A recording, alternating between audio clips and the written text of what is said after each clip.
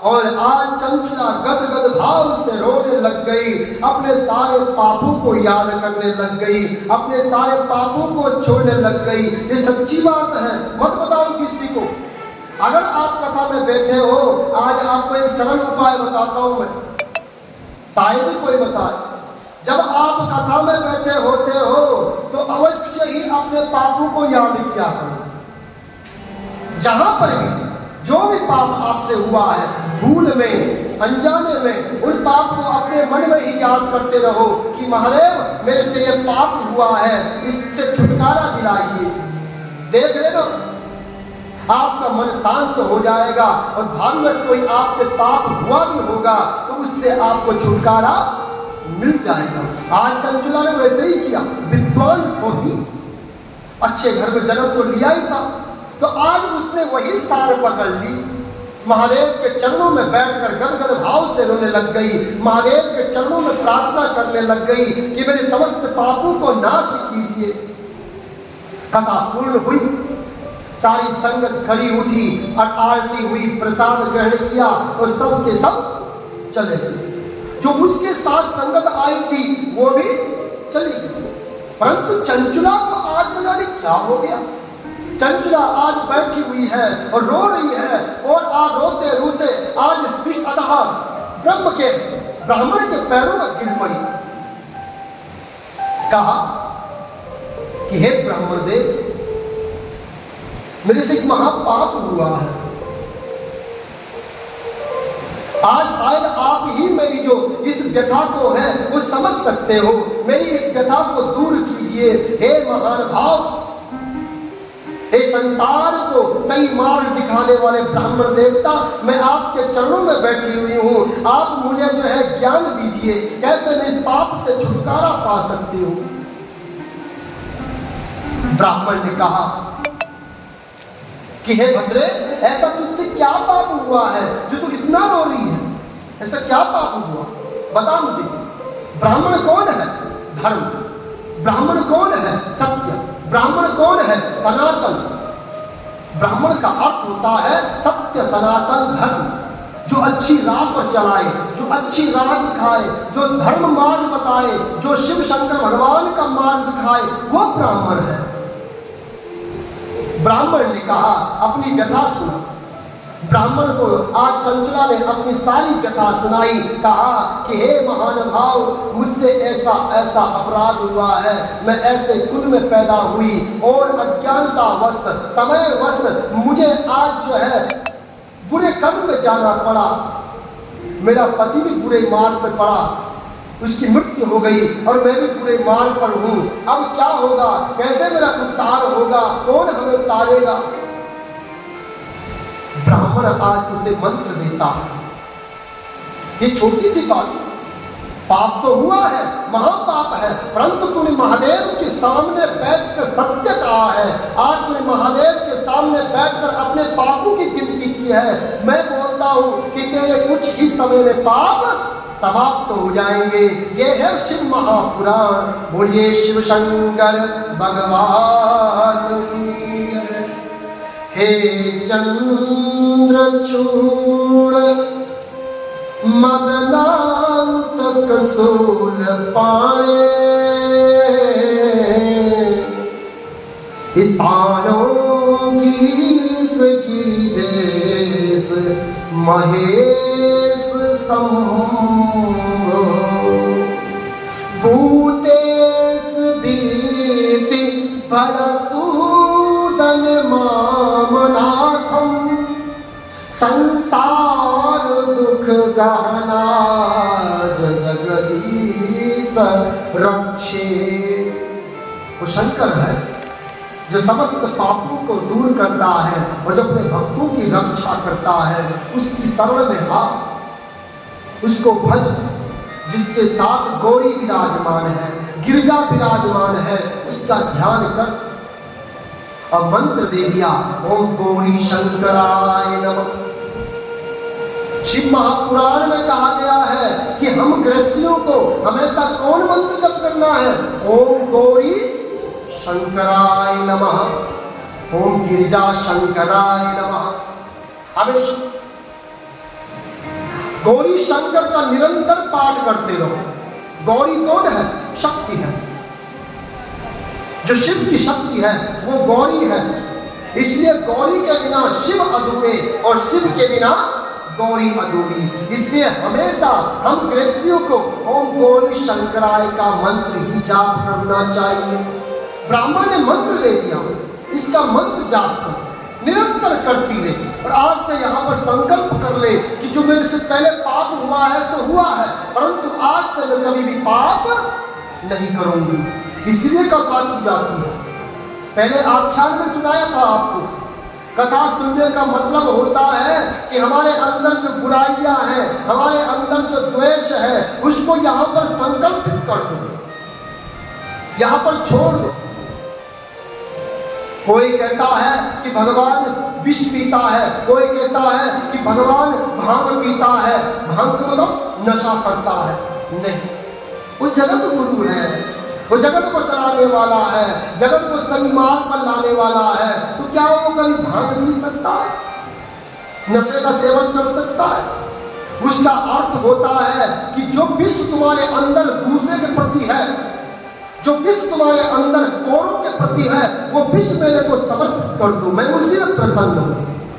जो तुम्हारे अंदर बुराइयां हैं, जो तुम्हारे अंदर लालच है, जो तुम्हारे अंदर मद मोह भरा पड़ा है, वो मुझे समर्पित कर दो, मैं उसी में प्रसन्न हूं। तो आज उसने अपना सारा जो उसका अंदर विष था, जो उसके अंदर राग था, द्वेष था, आज चंचुला ने महादेव को अर्पण कर दिया। बोलिए शंकर भगवान की जय। और आज से उसने संकल्प ले लिया कि आज से मैं कभी बुरे मार्ग पर नहीं जाऊंगी और निरंतर महादेव की कथा सुनती रहूंगी। सारी संगत चली गई। अब निरंतर चंचला उस कथा का श्रवण करती है, ब्राह्मण की सेवा करती है, वहां अपने आसन को, लोगों के आसन को साफ करती है, आंगन को साफ करती है और शिव शंकर भगवान में लीन रहती है और एक ही मंत्र जपती है, ओम गौरी शंकराय नमः, ओम गौरी पतये नमः। हे विश्वनाथम शिव शंकर देवा, गंगाधर प्रथम नायक नंदिकेशा, बाणेश्वरांध कर्तिपो हर लोकनाथा, संसार दुख हनान जगदीश रक्षे। मैं भी तेरी शरण में हूं, मैं भी तेरी शरण में आया हूं, मेरी भी रक्षा कर। तूने बड़े बड़े पापियों को तारा है, हे जगदीश्वर मुझे भी तार। ऐसी भावना रखो। आज जैसी चंचला विलाप करती है, गदगद भाव से भगवान को अपने आप को अर्पण कर देती है। ये मंदिर आज चंचला ने क्या किया? सबसे पहले काम, सबसे पहला कार्य क्या रहा? उसने भगवान की कथा सुनने से पहले मंदिर की सेवा की। अब ये मंदिर एक का है क्या? किसी एक का तो नहीं होता है? मंदिर का मतलब होता है जो सामूहिक होता है, जो सबका है, मेरा है, आपका है, सबका है, उसे मंदिर कहते हैं। मंदिर एक का नहीं होता, घर एक का होता है, परंतु मंदिर सबका होता है। मंदिर उसी का है जो उस मंदिर के बारे में सोचता है, जो मंदिर के बारे में फिक्र करता है, मंदिर को सजाने में, मंदिर को चमकाने में अपना योगदान देता है, उसका मंदिर है। आज चंचला ने वही किया। वहां के जो आसन है उनको साफ करती है, जो वहां का आंगन है उसको साफ करती है और वहां के जो लोग आने वाले भक्तजन हैं उनके लिए देखभाल करती है। ये चंचला ने किया। जबकि कहाँ की चंचला रह गई और कहाँ मंदिर रह गया, परंतु उसने वो मंदिर क्या समझा? अपना समझा। तभी तो आज दुर्गति से पार होगी और सदगति में आएगी। आज चंचला ने भगवान का नाम जपना प्रारंभ कर दिया, ब्राह्मण की सेवा करना प्रारंभ कर दिया और निरंतर अपनी उन कथाओं को श्रवण करने लग गई, कथाओं पर मनन करने लग गई। कथा पूर्ण हुई। 11वें दिन जो है यानी कि मास प्रांत में भोग डाला गया। चंचला को आज ब्राह्मण देवता मिलता है। कहते हैं कि इस नाम का जाप करती करती अपने प्राण का अंत करना है। इतना तो करना स्वामी, जब प्राण तन से निकले, शिव नाम मेरे होठों से निकले। इतना प्रयास करते रहो कि जब प्राण निकले उस समय मेरे मुख में क्या हो? राम का नाम हो, शिव का नाम हो। अब सोचो प्राण कब निकले? प्राण कोई बता के थोड़ी ना आने वाला है कि मैं आने वाला हूं, है ना? हम तो गुब्बारे की तरह है।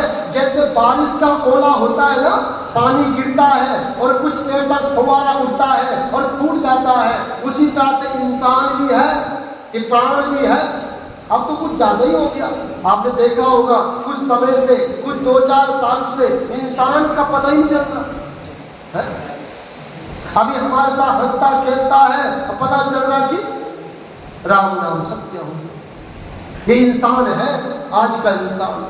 इसलिए कल के भरोसे मत रहो कि कल मैं राम का नाम जपूंगा, महादेव का नाम जपूंगा। इसलिए निरंतर भगवान का ध्यान चलता रहे, भगवान का गुणगान चलता रहे। न जाने उस शंभु का, उस महादेव का कब बुलावा आ जाए और कब उससे मुलाकात हो जाए, है ना? इसलिए जब जाए तो उस समय हमारे मुख में क्या होना चाहिए? शिव का नाम, है ना? इसलिए महादेव का नाम जपते रहो। आज चंचला निरंतर भगवान का नाम जपती है, भगवान का गुणगान करती है और अपने नाम को जपते जपते आज यमराज आते हैं और उसके प्राणों को हरने लग जाते हैं। बोलिए शंकर भगवान की। मरना सबने, ये सोचो, मरना तो सबने है। कोई आगे मरेगा तो कोई पीछे, कोई बुढ़ापे में मरेगा तो कोई जवानी में, परंतु जाना तो सबने है। ये तय है, ये तो पहले ही निर्धारित हो रहा है। जन्म लेना और मरण ये परमात्मा के हाथ में है, बाकी सब हमारे हाथ में है। कर्म करना, अधर्म करना ये हमारे हाथ में है, परंतु जाना और आना उस परमात्मा के हाथ में है। अब जो है चंचला आज मृत्यु को जाने वाली है। यमराज आ गए। यमराज के दूत जैसे ही चंचला के सामने उसके प्राणों को हरने लगे, उसी समय महादेव के विमान वहां पर प्रस्तुत हो गए और शिव शंकर भगवान के गण पहुंच गए। यमराज के दूतों को भगा दिया और इतना सुंदर विमान आज चंचला के प्राणों को लेने आया है और शिवपुरी में वह चली गई। बोलिए शंकर भगवान के।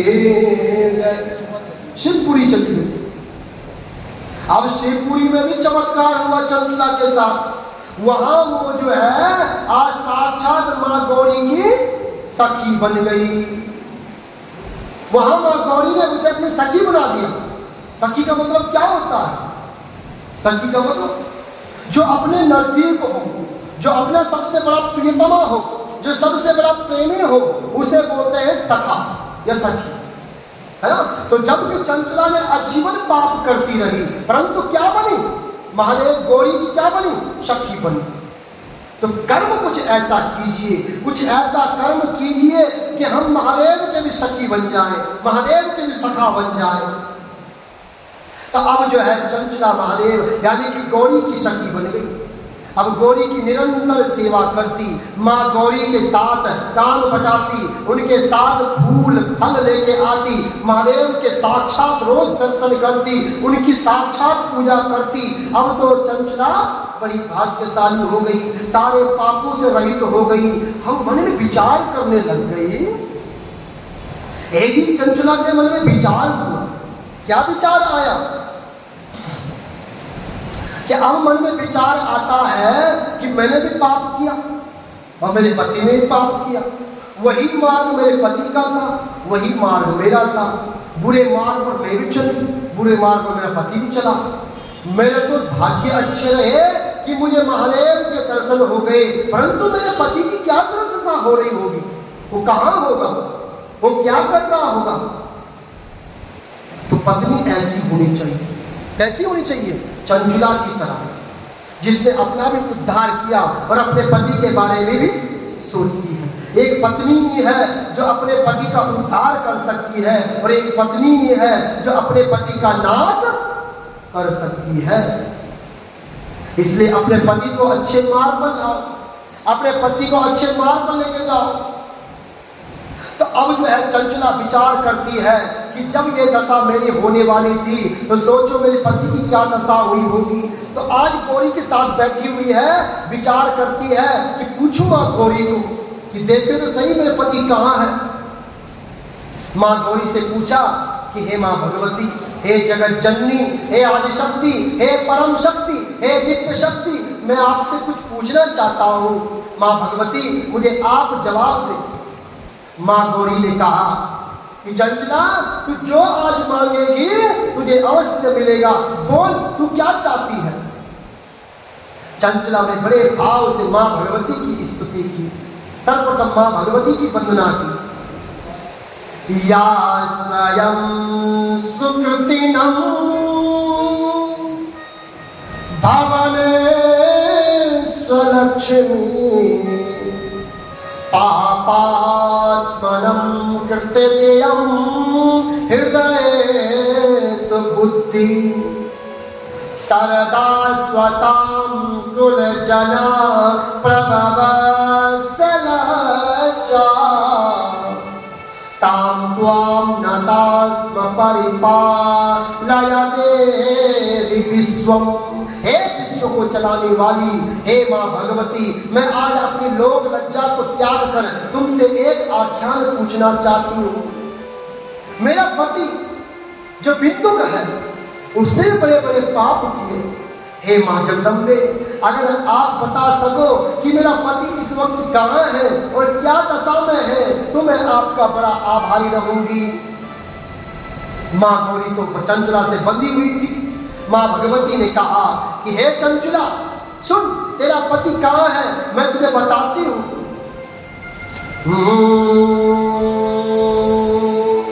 महाद्रिपा सर्वच तटे रमन्ते सा पूजमानं सततं मुनिन्द्रे सुरासुरे यक्षमहोर्धेयो केदारमीशं शिवमेकमीडे केदारमीशं शिवमेकमीडे।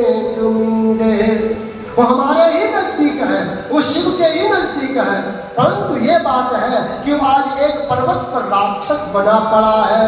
बोलिए शंकर भगवान की जय, बोलिए शिव शंकर भगवान की जय। वो विंध्या पर्वत पर एक महान राक्षस बना हुआ है। हम भी राक्षस हैं, याद रखना। अगर हम धर्म कर्म में नहीं लगे हुए हैं, अगर हम मंदिर के साथ नहीं जुड़े हुए हैं, धर्म के साथ नहीं जुड़े हुए हैं, अगर हमारी जिह्वा में राम का नाम नहीं है, शिव शंकर भगवान का गुणगान नहीं है, अगर नित्य प्रतिदिन हमसे अगर दान पुण्य नहीं होता है तो हम भी क्या है? राक्षस है। राक्षस का मतलब होता है जो अपने धर्म कर्म से विमुख हो गया हो, जो दान पुण्य से विमुख हो गया हो, जो संतों की सेवा जिसने छोड़ दी हो, ब्राह्मणों का सत्कार जिसने छोड़ दिया हो, गौ की सेवा करनी जिसने छोड़ दी हो, वो क्या है? राक्षस है, चलता फिरता राक्षस है। अपने जीवन में इन तीन बातों का ध्यान रखना, संतों की, ब्राह्मणों की सेवा, गौ की सेवा और अपने धर्म की सेवा निरंतर होती रहे, वही सत्य है। अगर जिसके जीवन से ये तीन चीज हट जाती है वो साक्षात राक्षस कहलाता है। वो विंध्या पर्वत पर राक्षस बना पड़ा है। अब सुनो, राक्षस मतलब क्या होता है? अब राक्षस कैसी प्रवृत्ति का होता है? विंध्या पर्वत पर बना हुआ है, परंतु हे मां गौरी, मैं उसे राक्षस से मुक्त करना चाहती हूँ। हे मां जगदम्बे, कोई उपाय बताइए, ऐसा क्या उपाय है जो शिव शंकर भगवान के साथ वो भी मिल जाए। अब सुनो क्या उपाय है इसका। एक सरल उपाय है। हमेशा पत्नी किन जगह काम आती है, इनकी हमेशा परख करनी चाहिए। ध्यान से सुनो, इन 4 की तो हमेशा परख होनी चाहिए। किन की? धीरज, धर्म, मित्र, अरुणा